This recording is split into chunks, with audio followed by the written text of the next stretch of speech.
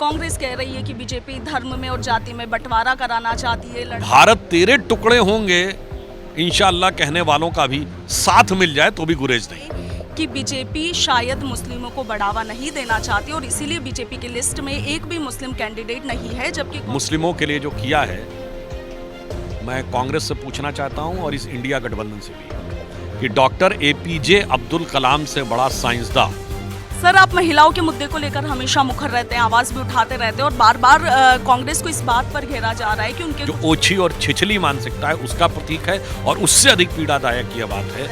Sir, क्या कह रही है राजस्थान की सियासी हवा? राजस्थान में एक प्रचंड आंधी आने वाली है और वीर भूमि में यत्र तत्र सर्वत्र कमल खिलने वाला है। नमस्कार, आप देख रहे हैं पंजाब केसरी राजस्थान। मैं हूं आपके साथ इशिका जैन।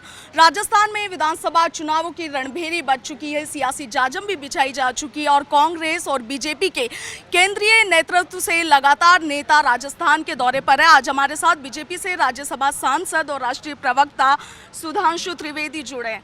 सर, क्या कह रही है राजस्थान की सियासी हवा? राजस्थान की सियासी हवा बहुत साफ कह रही है कि राजस्थान में एक प्रचंड आंधी आने वाली है और वीर भूमि में यत्र तत्र सर्वत्र कमल खिलने वाला है। जी सर, आप महिलाओं के मुद्दे को लेकर हमेशा मुखर रहते हैं, आवाज भी उठाते रहते हैं और बार बार कांग्रेस को इस बात पर घेरा जा रहा है कि उनके कुछ एक मंत्रियों ने महिलाओं पर अभद्र टिप्पणी की।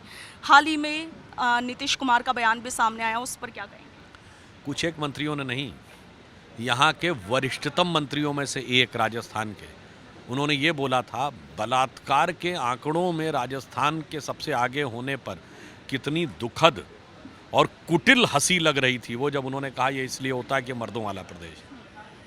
कितना वेदनापूर्ण वक्तव्य था जब उत्तर प्रदेश में उनके नेता ने कहा था, उन्हीं के गठबंधन के एक नेता ने, कि लड़कों से गलती हो जाया करती है। कितना संवैधानिक दृष्टि से शर्मनाक बयान था जब उनके नेता प्रतिपक्ष ने महामहिम राष्ट्रपति महोदया के लिए राष्ट्रपत्नी शब्द का प्रयोग किया था।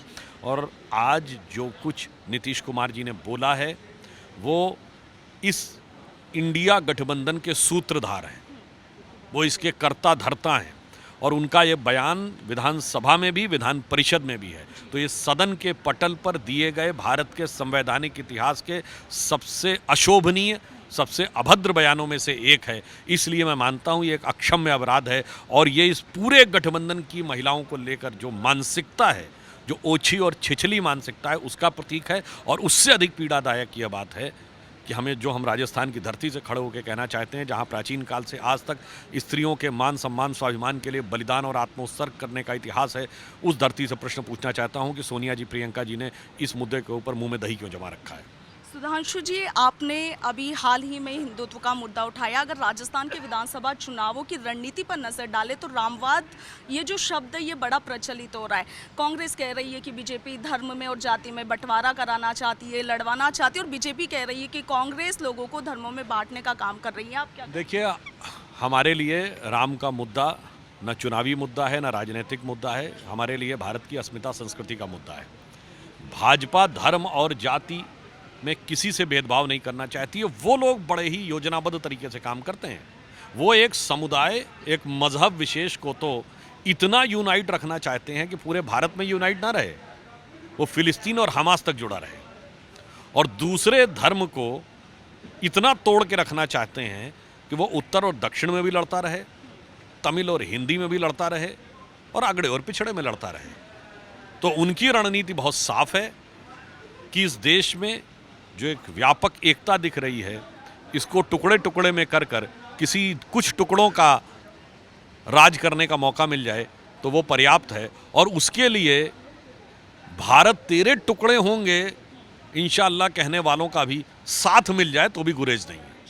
सुधांशु जी, सोशल मीडिया पर एक बात चल पड़ी है जब से बीजेपी ने 200 विधानसभा सीट्स पर अपने कैंडिडेट्स उतारे हैं कि बीजेपी शायद मुस्लिमों को बढ़ावा नहीं देना चाहती और इसीलिए बीजेपी की लिस्ट में एक भी मुस्लिम कैंडिडेट नहीं है, जबकि कांग्रेस ने तकरीबन 12 से 13 मुस्लिम कैंडिडेट्स चुनावी रण में उतारा है। देखिए, प्रधानमंत्री श्री नरेंद्र मोदी जी के सत्ता में आने के बाद हमने धर्म जाति से अलग हटकर सबको समान रूप से सुविधाएं दी हैं। अल्पसंख्यक समुदाय के 70% लोग ऐसे हैं जिन्हें गरीब कल्याण की जो तमाम योजनाएं केंद्र सरकार की, उनमें किसी न किसी योजना का लाभ जरूर मिला हो। और जहाँ तक ये बात है तो मैं सिर्फ ये कहना चाहता हूँ कि हमने मुस्लिमों के लिए जो किया है, मैं कांग्रेस से पूछना चाहता हूं और इस इंडिया गठबंधन से भी कि डॉक्टर एपीजे अब्दुल कलाम से बड़ा साइंटिस्ट हिंदुस्तान नहीं आलम इस्लाम में पैदा हुआ हो तो बताइए। और यदि उन्हें न याद हो तो मैं बता दूं, पूरे इस्लामिक इतिहास में जब अब्बासी खलीफत, उमैयद खलीफत और रशीदन खलीफत का दौर था, और जब इस्लाम में भी ज्ञान विज्ञान का दौर था और बैतुल हिकमत बगदाद का था, उसके ख़त्म होने के बाद पिछले 800 सालों में कोई साइंटिस्ट डॉक्टर कलाम के बराबर पैदा हुआ तो बताइए। हमने उसको राष्ट्रपति बनाया और आपने उसका विरोध किया। मैं ये दूसरा प्रश्न भी पूछना चाहता हूँ कि भारत की स्वतंत्रता पे लाल किले पे पहली शहनाई बजाई उस्ताद बिस्मिल्लाह खान ने, उन्हें भारत रत्न 2001 में अटल जी की सरकार में मिला, 50 साल के सेकुलर शासनकाल में नहीं मिला। 2015 में वीर अब्दुल हमीद की शहादत की 50वीं वर्षगांठ हुई, कितने सेकुलर लोग उनके घर पे गए। प्रधानमंत्री जी ने उनको, पत्नी को दिल्ली में बुला के पूरे परिवार को सम्मानित किया। अच्छा, आज भी उनसे पूछ लीजिए डॉक्टर कलाम के कलाम मेमोरियल पे कितने नेताओं की फ़ोटो अवेलेबल है सोशल मीडिया पे। इसलिए हम धर्म जाति में भेद नहीं करते, हम मुसलमानों में सच्चे और अच्छे मुसलमान, हम पढ़े लिखे और राष्ट्रवादी मुसलमानों को आगे रखते हैं और वो अपराधी और आतंकवादी को आगे रखते हैं। आज भी मैं कहना चाहता हूँ, हमारे केरल के राज्यपाल हैं आरिफ मोहम्मद खान साहब, पॉलिटिकल कम्युनिटी में उनसे बड़ा विद्वान कोई मुस्लिम हो तो बताइए।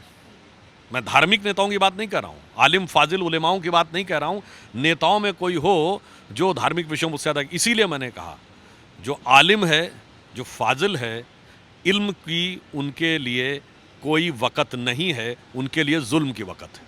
सुधांशु जी, मेरा अंतिम प्रश्न कि राजस्थान में मुख्यमंत्री अशोक गहलोत ने योजनाओं का अंबार लगा दिया है। पहले भी कई योजनाएं उन्होंने लॉन्च की और अब चुनावी साल में उन्होंने 7 योजनाओं की गारंटी भी प्रदेश की जनता को दी है। क्या बीजेपी गहलोत सरकार की, कांग्रेस सरकार की योजनाओं का पार पा पाई? देखिए, जब किसी को अपनी पराजय अवश्यंभावी लगने लगती है तो वो इस प्रकार की बातें करने लगते हैं, वरना आखिरी समय में क्यों किया। अशोक गहलोत जी 10 साल यहाँ के मुख्यमंत्री रह चुके हैं, बल्कि अगर कुल मिला के देखा जाए तो 15 साल हो गए। अब इतना देर याद आया, हुजूर आते आते बहुत देर कर दी। ये राजस्थान की जनता अच्छी तरह समझती है। तो आपने बीजेपी से राज्यसभा सांसद और राष्ट्रीय प्रवक्ता सुधांशु त्रिवेदी को सुना, जिन्होंने हिंदुत्व के मुद्दे पर तो बात की ही, साथ ही राजस्थान की सियासत को लेकर भी इनका कहना है कि इस बार राजस्थान में प्रचंड बहुमत के साथ बीजेपी सरकार बनाने जा रही है। आपका क्या कुछ इनके दावे और वादों पर कहना है, हमें कमेंट सेक्शन में ज़रूर बताएं। फिलहाल इतना ही। मैं आपके साथ इशिका जैन, वीडियो जर्नलिस्ट कृष्ण कुमार शर्मा के साथ, पंजाब केसरी, राजस्थान।